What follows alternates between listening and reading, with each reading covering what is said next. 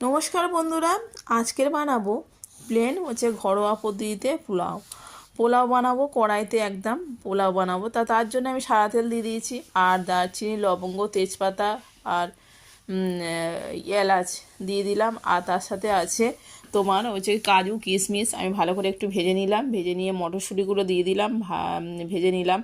মটরশুঁটিগুলো ভাজছি। আর আমি মনিকা কৈরি, নস্কর, কলকাতা, ওয়েস্ট বেঙ্গল। তা আমার কিচেন হোমে, মনিকা কিচেন হোমে সবাইকে স্বাগতম। তা ভালো করে ভেজে নিচ্ছি। এবার দিয়ে দিলাম আমি আদা, একটু গ্রেট করে দিয়ে দিলাম। আদাটা গ্রেট করে দিলে কি হয়, পোলাওয়ের একটু ফ্লেভারটা অন্যরকম লাগে, খেতে খুব সুন্দর লাগে। একদম ঘরোয়া নর্মাল পদ্ধতিতে আমি বানাচ্ছি। তা দেখো ভাজা ভাজা হয়ে যায়। আর রাইসটা আমি ধুয়ে ভালো করে জলটা ঝরিয়ে রেখে দিয়েছিলাম, এবার ভালো করে ভেজে নিচ্ছি। তেলে দেখতে পাচ্ছ ভালো করে ভেজে নিয়ে নেবো। এবার নিয়ে নিলাম এই কাপের পরিমাণে আমি 2 কাপ চাল নিয়েছি, 4 কাপ জল দেবো।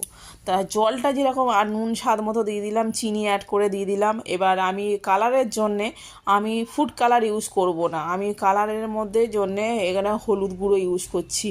আর কালারটা আমি করি না, আমি হলুদ গুঁড়ো ইউজ করলে কালার এমনিই চলে আসে পোলাওয়ে, খেতে খুব সুন্দর লাগে। আমি 1 চামচ কেওড়া জল দিয়ে দিলাম, 1 চামচ গোলাপ জল দিয়ে দিলাম। দিয়ে এবার ঢাকনা বন্ধ করে দেবো। ঢাকা কিছুক্ষণ পরে খুলে দেবো। আর এমনি হালকা গ্যাসের ফ্লেমটা করে দিলাম। আর দেখো ঝরঝরে একদম পোলাও রেডি।